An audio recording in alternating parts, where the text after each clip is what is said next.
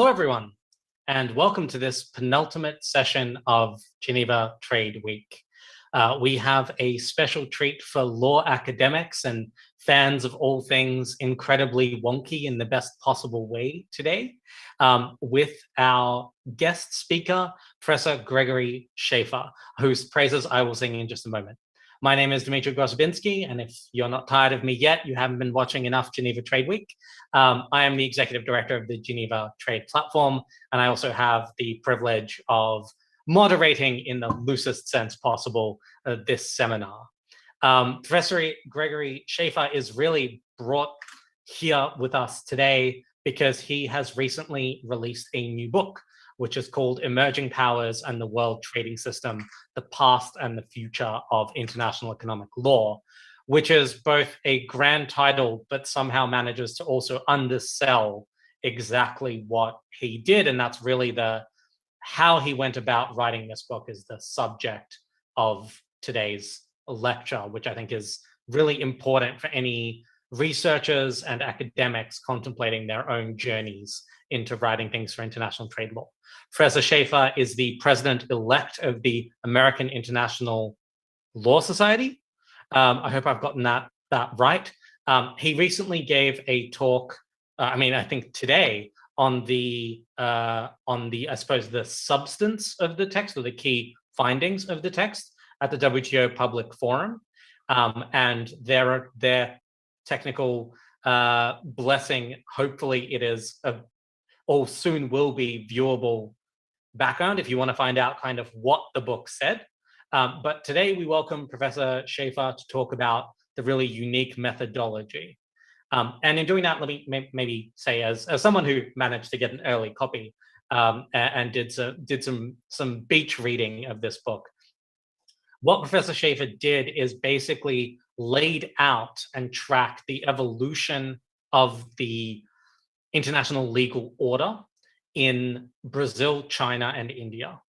I have been in this space for quite a while. My inability to grow a beard disguises quite how long. And I had never read anything that attempted the scale and scope of what Professor Shaffer does in this book when it comes to countries outside of, frankly, the European Union and the US, and maybe to a lesser extent, Japan.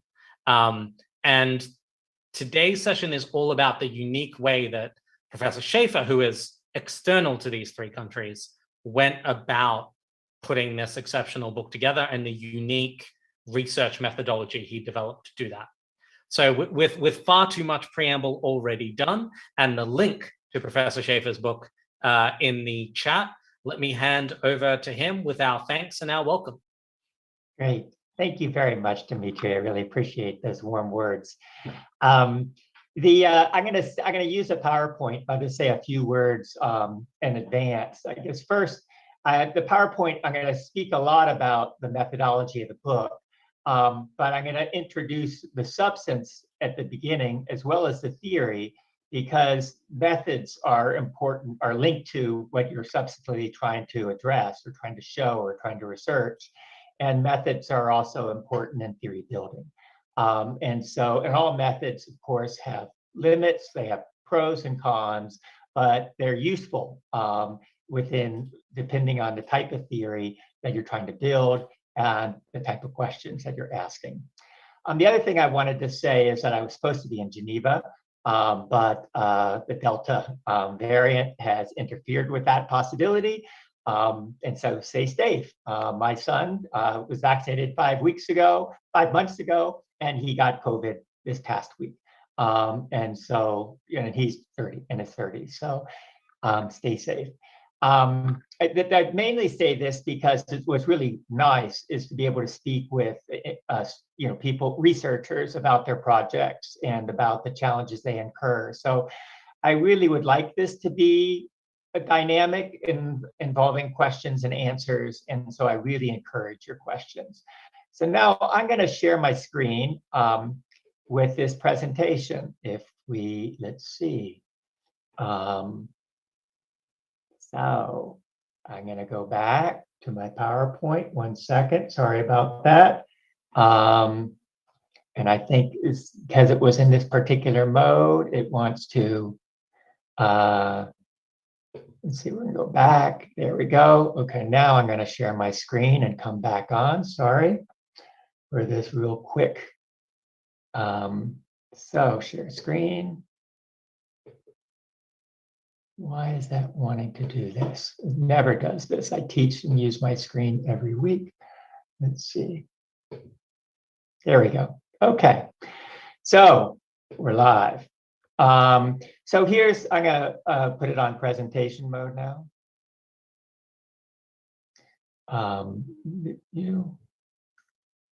Sorry about that.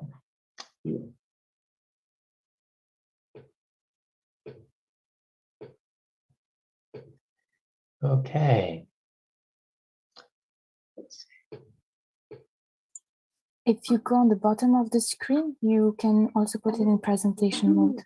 Yeah, that's Read to funny. the right. Right here. That one, slideshow. That's the one. Okay. But let's see. I have two screens. So so we don't want that. And show. My apologies. Let's see. There. How's that? Perfect. That's perfect. Okay. So so first of all, what lies at the core of this book? I mean, that's the book right there. I'm very proud of the cover. And that's where we are as the world trading system today.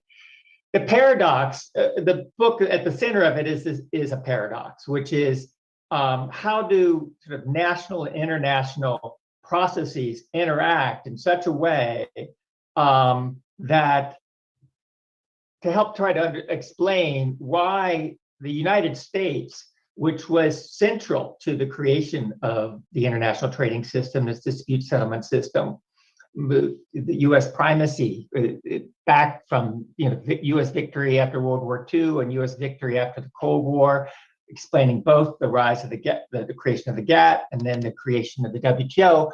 What was it that that has led the United States become disenchanted with the WTO and its dispute settlement system and now neutered it, and to bringing us into the world that we've been in since? Yeah, I mean, it was brewing, but with President Trump, it manifested itself. And so all social sciences, going back, John Eikenberry, this is a famous book, Liberal Leviathan, says that what the U.S. did after the Cold War is it created new rules which could almost be viewed as a global constitution in which it could preserve its power and rule through rules. Its central question was, what do states that have just won major wars do with their newly acquired powers? His answer was a legal one. They create the rules of the game. In this situation, he wrote, states have sought to hold on to that power and make it last through institutionalizing it. He called the order that the United States created a liberal hegemonic order because other states consented to it in the context of American unipolar power, while the United States agreed to constrain itself under the rules to make it acceptable. Others, institutionalist Michael Zern, talks about how global governance systems, they're embedded in the normative and institutional structures that contains hierarchies and power inequalities. He thus contends that counter-institutionalization is a preferred strategy by rising powers. Realist Graham Allison, in his book Destined for War, writes, Americans urge other powers to accept a rules-based international order, but through Chinese eyes, this appears to be an order in which Americans make the rules and others obey the rules. To turn from political science to sociology, Pierre Bourdieu in his field theory finds that change within a field occurs through struggles where challengers employ subversion strategies to undermine the legitimacy of the status quo, and dominant groups deploy conservation strategies. The paradox with the trade legal order is that although Brazil and India initially resisted and complained about the WTO's institutionalized legal order, they, along with China, became its defenders, while the United States under the Trump administration finds that change, attacked it as illegitimate and neutered its dispute settlement system. So what explains this? What's interesting to this in terms of methodology is the book's genesis. I started researching this, asking the question, how could developing countries build legal capacity to defend themselves, given how much legal firepower existed both within the US government and the European Commission, who had scores of lawyers. They still say they did not have enough, but they had many. And as well, the major law firms who would be representing private US and European clients and working in what, in my first book, Defending Interests, I call public-private partnerships. If the US and Europe could use law to prevail in dispute settlement and shape the rules of the game through legal interpretation, what did this mean for developing countries? Where when you went to Geneva, they would have maybe one lawyer who had to represent the country before all WTO committees, and were just seemed as if they were overwhelmed. In fact, early interviews with African members say, I know nothing about the WTO. I've been here 1 month. I just flew in from Moscow. You tell me what I should know. So how can developing countries, was the initial question, build legal capacity, which I define as the ability of a country through harnessing resources to use law to defend and advance its international, domestic trade and trade implicated policies. I first created a survey with Mark Bush and Eric Reinhardt, which was published in 2009 in the World Trade Review. And I mentioned this in terms of methodology because it was quantitative. And I simply didn't have those types of quantitative skills. So I worked with 2 political scientists who specialized in quantitative work on trade. We got a major grant from the National Science Foundation to create a survey instrument where we tried to measure, created an index for countries' legal capacity, and then check that against who brought claims before the WTO, as well as who faced anti-dumping duties in the United States, and what sort of duties did they face. And we found that a country's legal capacity meant at least as much as its economic size and power in explaining outcomes, so that legal capacity mattered. The index captured things like experience, continuity of representation, institutional specialization, assistance from the private sector. So from there, so just to say a little bit about trade law capacity, I don't know if it's only lawyers in the audience, but it clearly it has analogs described in other disciplines. It represents a form of capital or power to advance interests in a contested legal field, that of trade law. It has equivalence for political science as a form of power, and for economists as an incentive-driven investment. The theory behind the book, behind this new book, is part of a series of works that I have, which look at international law, not just as a separate sphere between states hovering above the states, but actually a process of norm making, and through which it's involving processes through which legal norms are constructed, flow, settle, and unsettled transnationally across levels of social organization. So this book and the method was to go into China, India, and Brazil and assess what sort of broader implications did their joining the WTO have for them, especially in each case after they faced major, very controversial legal disputes brought by the United States and Europe against them. And they suddenly realized that the WTO was serious. They needed to develop the internal capacity to defend themselves. And then after they did that, later they developed legal capacity to bring major cases against the United States and Europe, which the book addresses.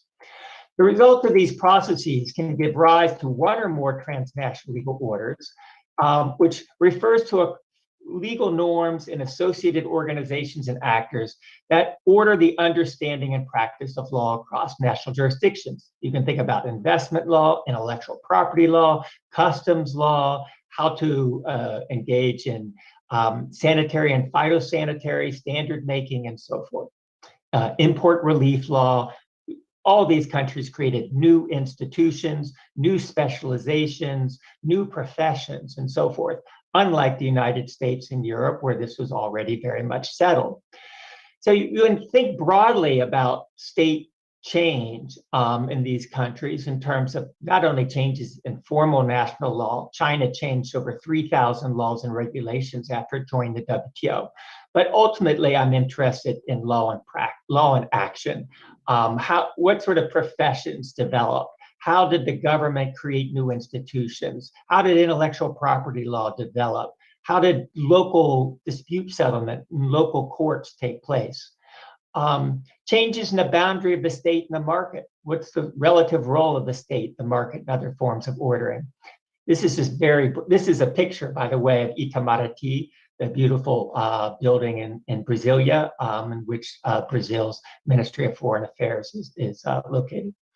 Changes in the allocation of authority among state institutions, the relative power of the central government versus states, the role of the trade ministry versus other ministries, the role of the intellectual property ministry, and so forth. Changes in expertise, professionals investing in new forms of expertise to pursue their own careers, and the role of expertise. Changes in associational patterns, institutionalized through mechanisms of accountability and their accompanying normative frames. And this then plays out within local contexts, national contexts. So to turn to the methodology of the book, it's a multi-method qualitative approach involving these 3 extended case studies of Brazil, India, and China in relation to the trade system. It's longitudinal because it took over, I wrote a series of articles and addressed these issues over time. And it's cross-sectional because these 3 countries, even though both are major regional powers, are quite different in their systems of government, their legal cultures, the traditions of the private sector and trade associations, and so forth. Involved over 200 interviews, elite interviews. And these included from the people who at the WTO, from the Director General to Deputy Director Generals to members of the Secretariat across different divisions, members of the appellate body, panelists, and so forth. It included the lawyers both within these countries and in the United States and Europe who represented them or who represented clients who were affected by their domestic measures. It involved, and I'll talk about this a little bit, participant observation, review of primary and secondary materials. Dimitri mentioned that I'm from the United States, and so how does one engage? How does one basically get access within the national capitals in China, Brazil, and India? And what I did, just as where I worked with political scientists when I did a quantitative study, I worked with academics from Brazil, Michel Raton Sanchez Badin, India, James Nadumbra, and China, Henry Gao, and did joint trips with them. And so especially for many of the interviews, it was through their introductions that created a sense of comfort because each of them, of these 3 academics, were very plugged into these trade networks in these countries, trade and investment networks. And so we'll talk about the initial, so how did the initial interview questions go in terms of, my goal was in the interview to create a sense of rapport, a sense of curiosity, a sense of real interest in what were the challenges and the opportunities that this WTO system posed for the particular people who I was interviewing, be they in the public sector or the private sector. My aim was to obtain their general perspectives without being steered by my questions. I wanted the interviewee to be in the position of teaching me what the challenges were and what had been and could be done over time. I wanted to see the challenges from their eyes. So the conversation was open and informal. My aim was to develop rapport, to understand them. And often the best information I received was their description and explanation of events and experiences recently encountered. Because of the inside knowledge that I built, I was able to gain confidence in discussing the challenges faced and the strategies used in comparative perspective and over time. Now, of course, I've been doing this for a long time, and so I also come with a great deal of expertise and knowledge, and that's an advantage. But I think one really needs to invest in that sort of expertise. And in doing this, especially when one does it systematically, you learn inside information about how the system is working, where you would keep that confidential. But it means that in the interviews, you save a lot of time by sort of getting to the point, they get a sense that they're not teaching you from scratch, rather, but that you also are interested in trying to understand these challenges that they face, and you can compare and contrast sort of what you've heard generally and test it out against them where they can agree, disagree, and so forth. Now, I came to each interview with a set of prepared questions so that I could test these questions across different countries to see how their answers were similar or how they differ. And also, even within the same country, to see with individuals coming from different perspectives or different positions, how their answers were similar or different. And one thing you note when you engage in this type of interviewing is that not everybody, including within government, agrees within these countries. You have, and they can be quite open about it once they gain your trust and a sense of confidentiality of the positioning that takes place. So I tailored the questions, of course, to their specific position and the flow of the interview, but I tried to cover them in each interview. So just to give an example, just on the government side, for government officials, I would ask how the bureaucracy was structured. I do some advanced research, so I had a good sense of it. The number of lawyers committed to the WTO and other trade dispute settlement, how that changed over time. Interagency processes, their interactions with agencies that might be potentially or actually violating WTO rules, how they could provide assistance to those agencies when those agencies were trying to tailor their regulations and so forth. And where those agencies were challenged, bringing them to Geneva and gathering the information for these types of cases. The relation of the Geneva mission to the capital, this is a major issue for many developing countries where the Geneva mission had long felt simply abandoned and overwhelmed in Geneva, whereas the US and Europe, especially the Commission, could just fly people down for meetings and so forth much more frequently, giving them much more support. The difficulty of retaining expertise, just to give an example for Indian bureaucrats, because of the federalist nature of the country, diplomats then have to, after they've been stationed abroad, have to go back home after so many years to work in a particular Indian region province where they have close knowledge in order to assure that the central government of India also has its people back at home. And so, but that obviously creates a real problem of retaining expertise. So how did they manage that? And how has this changed over time? I asked how they gathered information, developed negotiating proposals, developed cases, worked with private lawyers and affected businesses. I asked about forming negotiating coalitions and strategies. Clearly in Cancun, for example, there's the major coalition between India and Brazil on agricultural negotiations, which aim to counter a joint US-EU proposal. It was a very important moment in WTO negotiating history. China then joined with them, as did other countries forming what was at the time called the G20. Domestic input processes where they get information, external pressures in trade negotiations, and so forth. External pressures mean the leverage that would be exercised. I was actually in Brasilia at the time that the Trump administration imposed the aluminum and steel tariffs, interviewing someone who actually had to address this and said, it's like negotiating with a gun to your head. Will we accept this? And if we don't accept their proposal, the sanctions will be much worse. The tariffs will be much higher. In some ways, this could be viewed as with often, which is referred to in the theoretical literature on methodology as a paraethnography.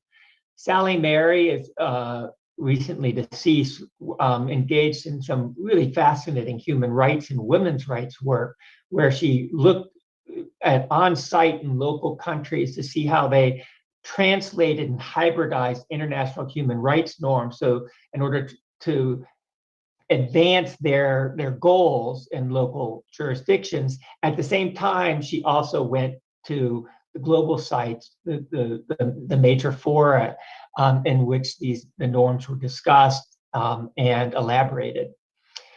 The idea of paraethnography comes out of George Marcus. He's actually a colleague of mine here at UCI.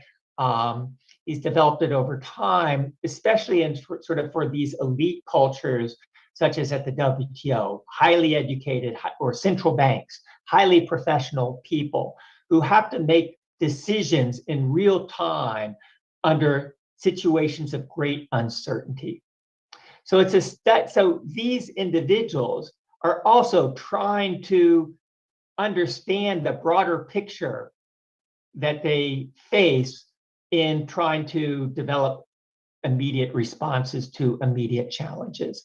And so paraethnography entails the study of social processes through elite interviewing, and even working with practitioners who are themselves engaged in what, this is a quote from Marcus, quasi-social scientific studies of the same processes. They are trying to understand what's going on and to respond to this. And so the interviews in part can be viewed as collaborations in the sense, not in the sense of trying to help them, but in the sense of forays into making sense of what's taking place in the trade world. Notice this is a very different view of sort of ethnography as sort of just this neutral outside observer. It's one which is actively trying to discover what's going on, discover what different responses are available. Participant observation. I did some back with ICTSD. It had many dialogues. We organized. I worked with ICTSD to create their dialogues in each region of the world. We had them in Brazil, we had them in China, we had them in Indonesia, and so forth. And we would bring developing country ambassadors and practitioners, the private sector, civil society to these dialogues. And the aim was to try to build legal capacity to engage with the system effectively. I stayed at the WTO during a sabbatical in the research division, which enabled me to attend some meetings and, of course, easily have lunch, drinks, coffee, meet with people. And I also went to Geneva at least once a year. So the interviewees I would meet over time, including both when they were at home and when they were in Geneva as their careers evolved. These country collaborators, even more than me. So James Nadumpura now heads a think tank in the Ministry of Commerce in India, even although he also is an outside academic. So he has access to sort of the active sort of development of strategies within India. Henry Gao is very networked into sort of there's a whole sort of WeChat forum where Chinese, duke it out over what China's position should be in different contexts. And so he knew the members of Department of Commerce very well and so forth, with friends. And Michelle Sanchez-Badin, who's at FGV in Sao Paulo, Brazil. She's worked frequently in sort of these public-private partnerships as an academic specialist, bringing together Brazilian government officials and the private sector. And so the mark, finally, for me, of a successful interview, I have an article with Victoria Nourse called Empiricism, Experimentalism, and Conditional Theory. It addresses the advantages and limitations of quantitative empirical work, sort of more experimental type work, and in order to build conditional theory. How does theory relate to particular contexts and periods of time? And so we developed the concept of emergent analytics. You see this also in an article that's coming out, it's now online, by Anthea Roberts in the investment realm, of sort of embedding oneself in such a way that one actively is discovering things, which so that when assumptions are overturned, but there's not only learning in terms of the interviewer, me, but also the interviewee. That's the mark of a very successful interview, that the interviewer is completely engaged. So some findings real quickly: there's a greater professionalization of the trade bureaucracy. There was greater coordination, careers developed. These trade ministries, as people know, they're Janus-faced in the sense that they're both looking outside to see about compliance that affects the trading interests of these countries, but they're also looking inside to protect their own countries from claims, and consequently, you see processes, including in India, Brazil, where draft regulations are sent to the Ministry of Commerce or its analog in the country for their review before they go into effect. You see changes in academia. The first moot court in China was on international trade law. This was used by the Chinese government and the private bar, major law firms, to recruit top associates, new officials. You saw a greater role of lawyers in trade and the private bar, which became more active, which meant that the government had more eyes on what was going on in the world, because the private lawyers were representing private sector. Private sector, you have the growth of trade associations. Even in China, where the government always controlled trade associations, you had the creation of new, sort of very sector-specific or product-specific trade associations. You saw development of new think tanks, more sort of tightly linked to the government in India, totally developed by the private sector, such as agribusiness in Brazil. And together, then they created networks, what I can refer to as public-private partnerships, and regarding negotiations, monitoring, and dispute settlement, the three core functions of the WTO. There's clearly some variation in these countries. They had common attributes of being regional powers.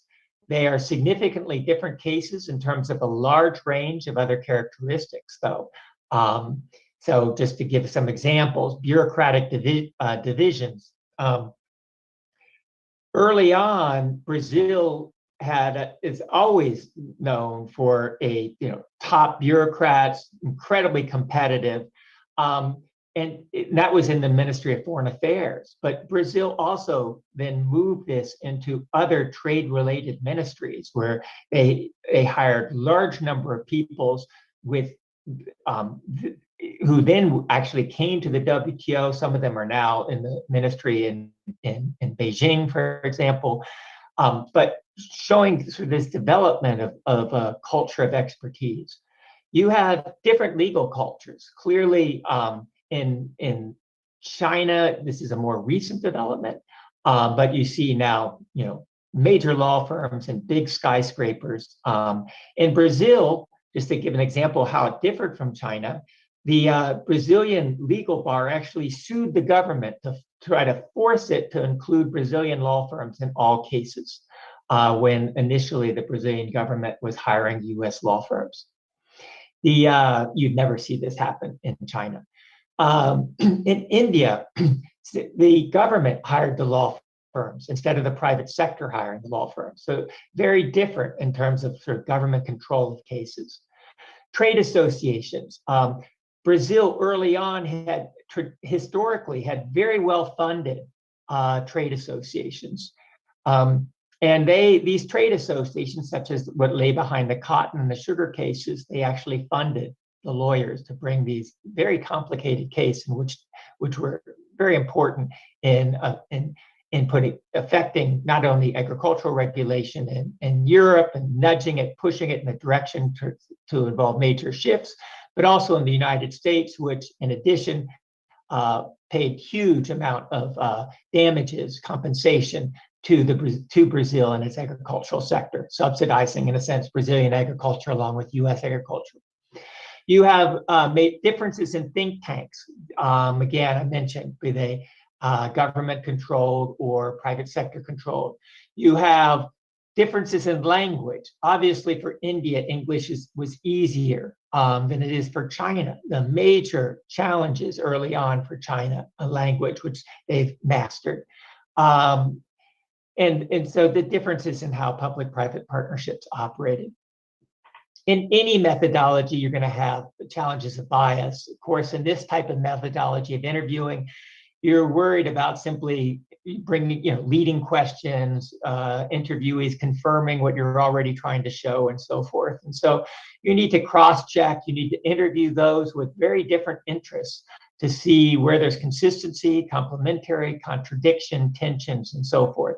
And then, if you can, go back and see if you get a similar story.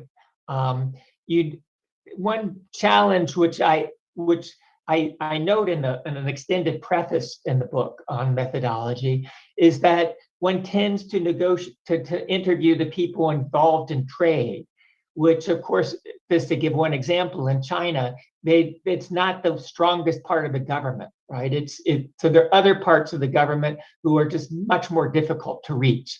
And so you're getting sort of that aspect of the government, you're learning about it secondhand. You may learn, complaints about that side of the government, but its power, and people can be very upfront about that.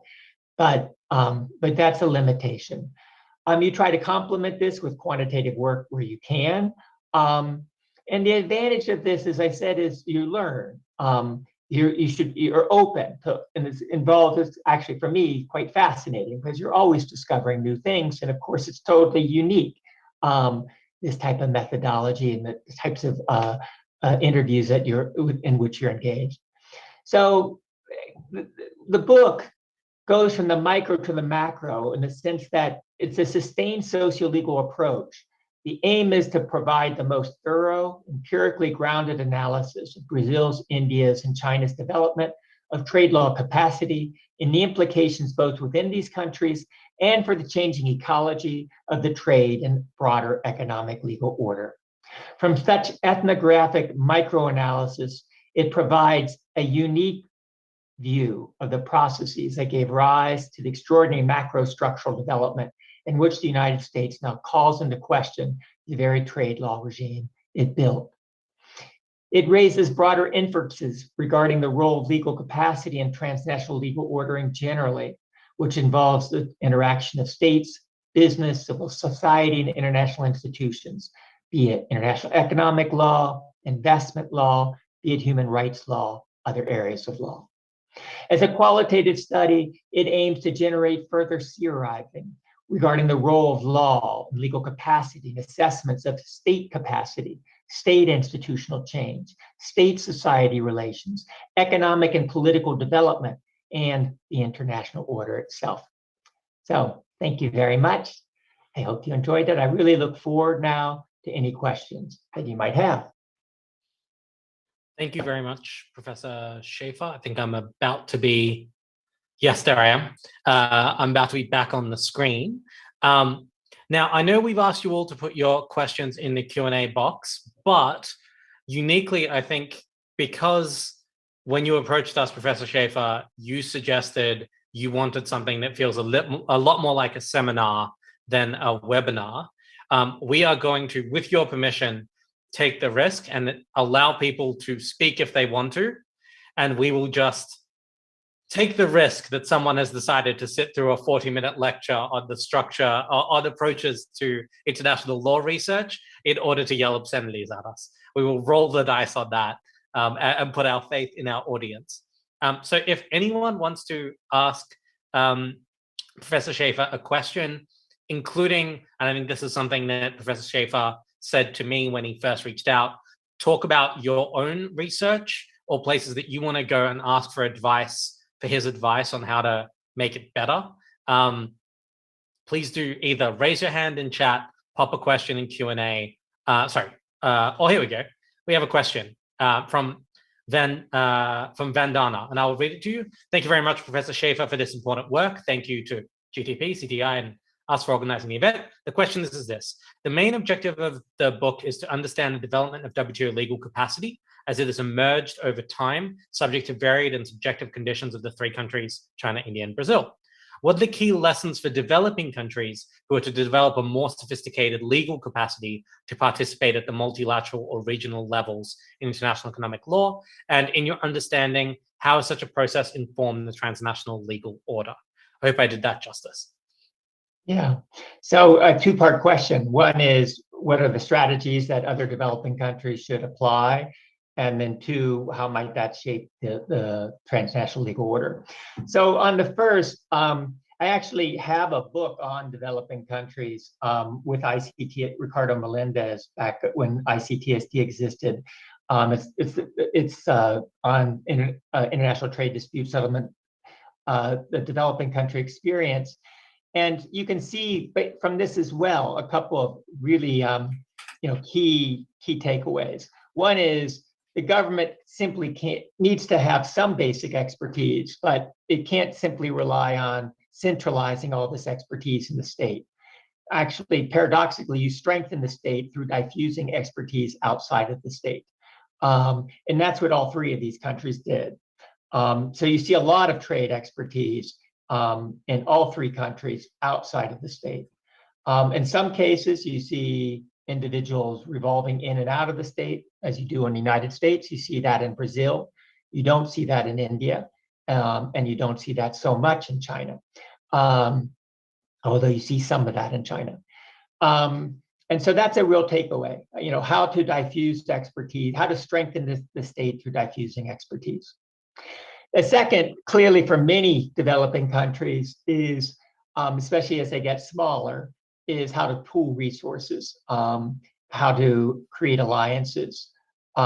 This could involve, India actually has created a think tank, which is the goal of it is for the broader South Asian region. Of course, India has its own purposes for doing that, one can imagine.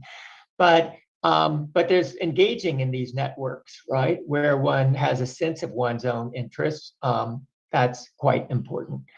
And so you see these developments. I mean, Trade Lab that Yost has organized, is involved. It's one way of addressing this. There's many. Another would be the ACWL, the Advisory Center on WTO Law, which was created.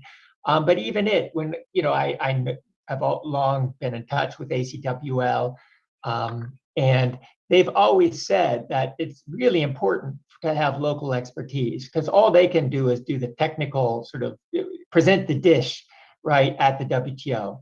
But they don't have they don't go inside countries so much, right, in terms of trying to develop the internal regulations or thwart domestic protectionist pressures when the government faces them. They can't come to you with a case, right? You have to come to them with a case. And so you need to work with outside the government with, affected stakeholders in order to develop claims.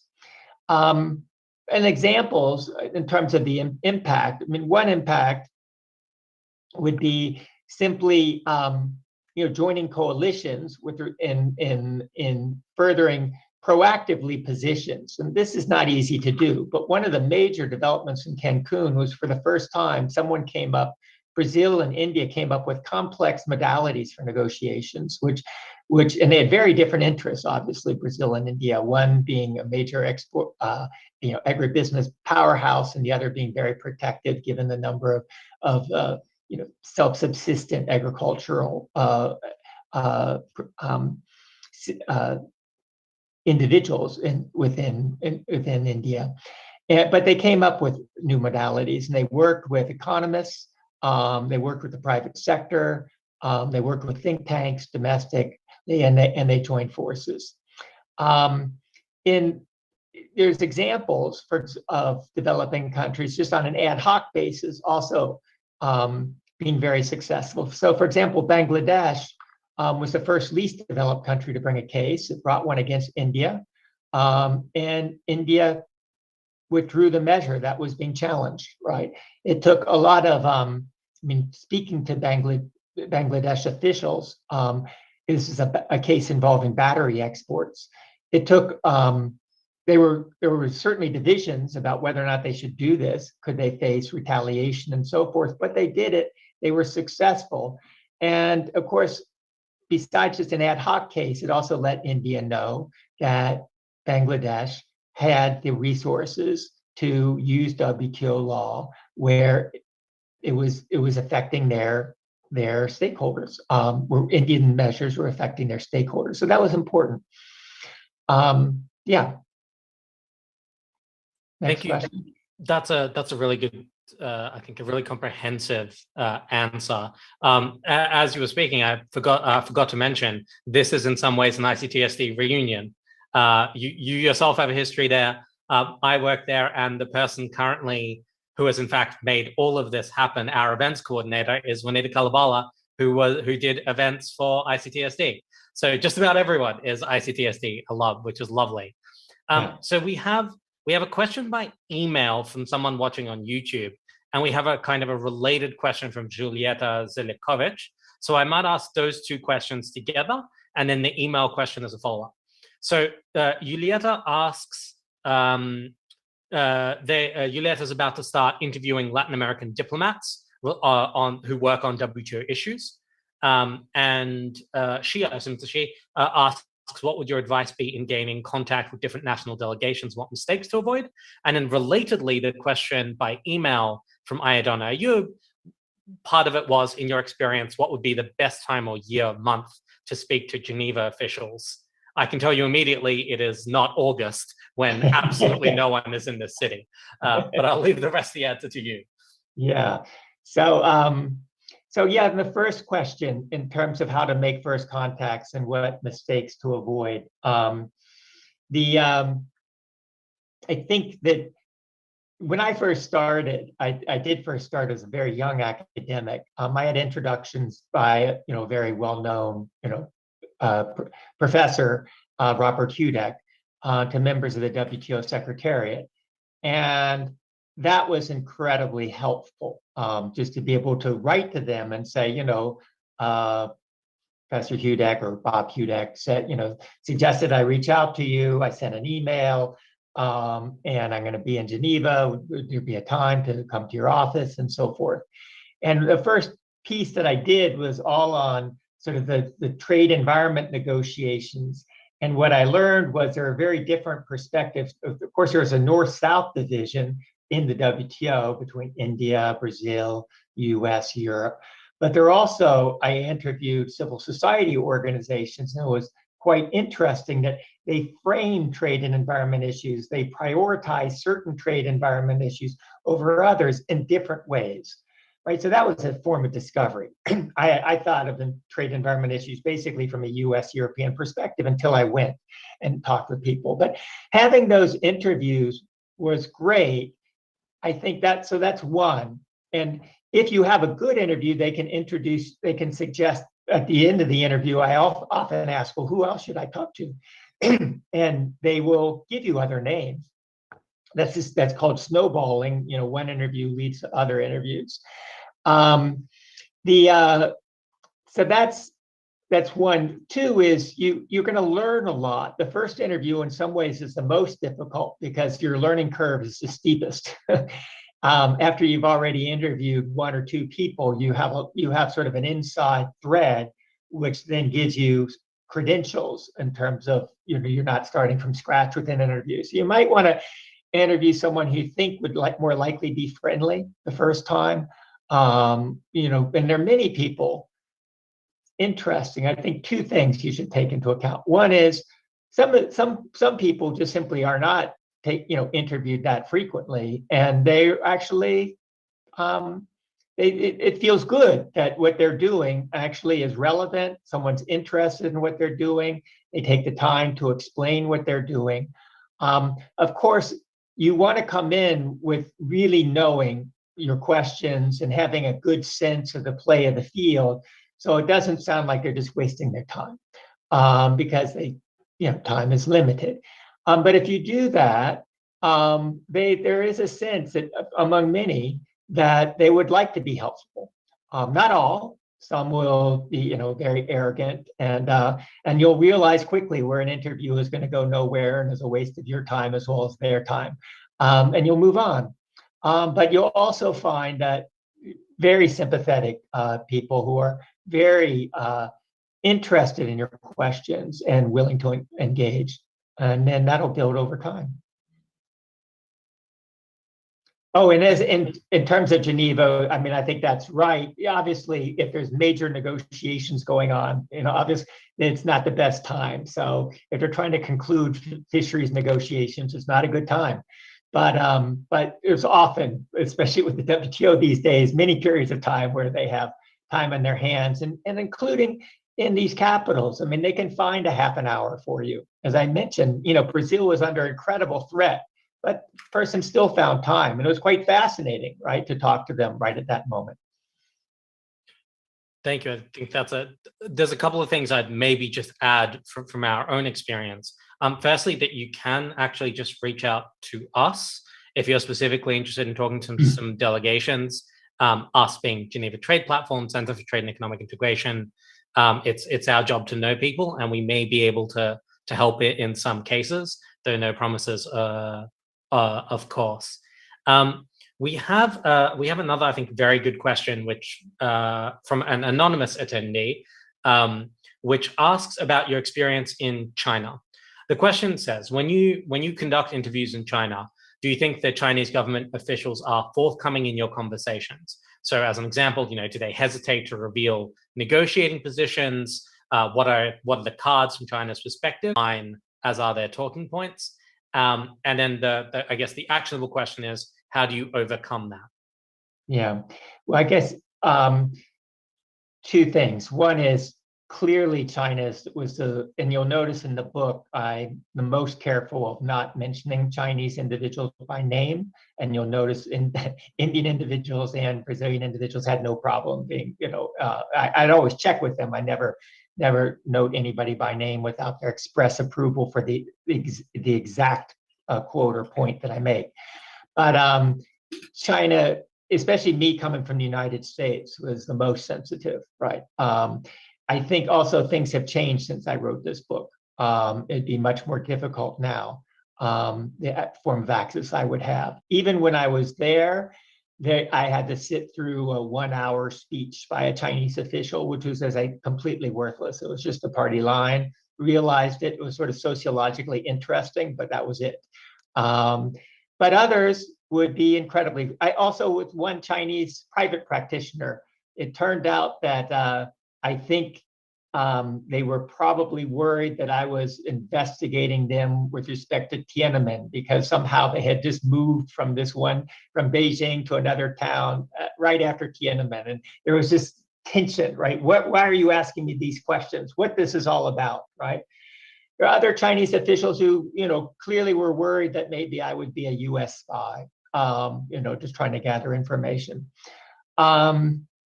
But I think having Professor Dow, who was trusted, was really important. I had, when there was a sense of development over time.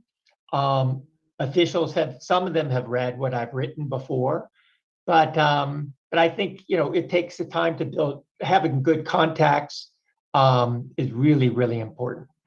And building a sense of trust that you're not going to, everything's confidential. Somehow you're not going to do something which is harmful to them for their personal career in particular is very, very important. Just to give some examples, I did do some follow-up during COVID of telephone calls to China. I had some still who were quite forthcoming, but others who in the past had talked to me simply found reasons not to talk with me. And imagine part of it is just an international telephone call, but also with the trade war, it's just a much more difficult geopolitical situation than it was when I did the core interviewing for the book. There's a question here. Should we go to this? I was going to say, so we've got a few minutes left. I don't know what your timing is like, but if you have time to field these last two questions from Ranjini Ray, then that would be great. But I appreciate if you have to run as well. Yeah, they're great questions, and it's actually really important examples for the book. So, did you look at the development of domestic trade remedy regimes and the manner in which domestic trade remedy law is practiced in India, China, and Brazil as part of your book? Yes, there's a subsection in each of the chapters on Brazil, India, and China on trade remedies, and it's actually quite fascinating because, in a sense, they started from scratch. They never used trade remedies before the WTO was created. You have a whole creation of a professional bar, a very active one.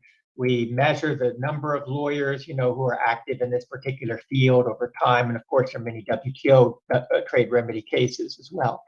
So yes, it involves not just professional development, but institutional development. Whole new institutions, laws are changed.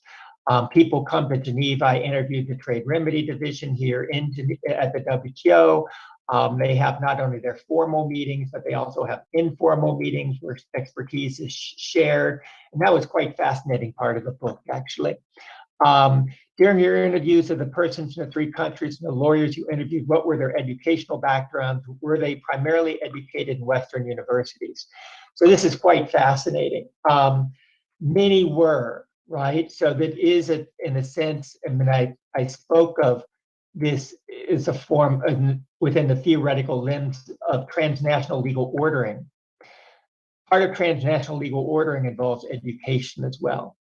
And so in Brazil, not only were some of the key lawyers educated in the United States, but some had practiced in US law firms before they went back and created their own boutique law firms or worked in Brazil. And of course, given the amount of investment in Brazil from the US, they often had relationships with US law firms. In India, there were some ties to the US, more with the UK, but there was a sense of a more cosmopolitan group of young lawyers. In fact, I should say, yeah, now in the book it lists, for example, it addresses where they studied. So there were those who studied at Harvard, those who studied at Georgetown, and so forth. In China was later to the game, but Georgetown, well, actually, when I was a young law professor, we had Chinese judges sent over. And it was fascinating, is they not just wanted to learn about civil procedure, they actually insisted that one class be on WTO law, right? This is just for regular Chinese judges. Also, Georgetown, under Professor John Jackson, had a major course for Chinese officials, and the Chinese government paid for them to go to Professor Jackson's course. And they refer to him as, sort of the father of the WTO and so forth. But you saw this, the impact of going abroad to study, especially in the early days. Then more recently, the government, after, actually right from the start, the government pumped a lot of research money into international economic law issues. About 2/3 of all Chinese research funds went into international economic law for a period of time, right after the WTO. It was just an immense investment in economic, trade-related policy, trade policy-related expertise. But many of the professors, they went abroad and so forth, and then they came back to China. And it's quite interesting. So the chapter on China quotes a professor who's sort of completely going to change the way they teach and move towards the Socratic method. And they wanted to teach WTO cases because they made the students read the cases so they could understand the importance of facts in the law, and not just learning the law in an abstract manner. And they were very enthusiastic. And of course, since WTO cases are in English, and China at the time, we'll see if it's backing away now, but China at the time was really investing in English language legal skills. WTO law was a natural place for students to learn English language legal skills. Thank you so much, Professor Shaffer. That's, I think, all we have time for. We've already we've already exploited more of your time than we had promised to do, but we hugely appreciate it. I've just seen that Aidona Yub has joined the Zoom call. If you missed Professor Shaffer answering your questions, he did do it, so you can find it on the YouTube video. It'll be about 3/4 of the way through. So he did manage to get to your question. But thank you to everyone for joining us. And thank you again to Professor Shaffer. It's a huge shame we weren't able to do this live in Geneva. But I think this has allowed us to get an even more global audience. And there were some truly fantastic questions. So thank you so much. And everyone go and buy his book. Thank you, Dimitri. Thank you, everyone. And good luck with the work. It sounds like that. Fascinating questions. You're going to produce really wonderful work. So thank you. Thank you so much.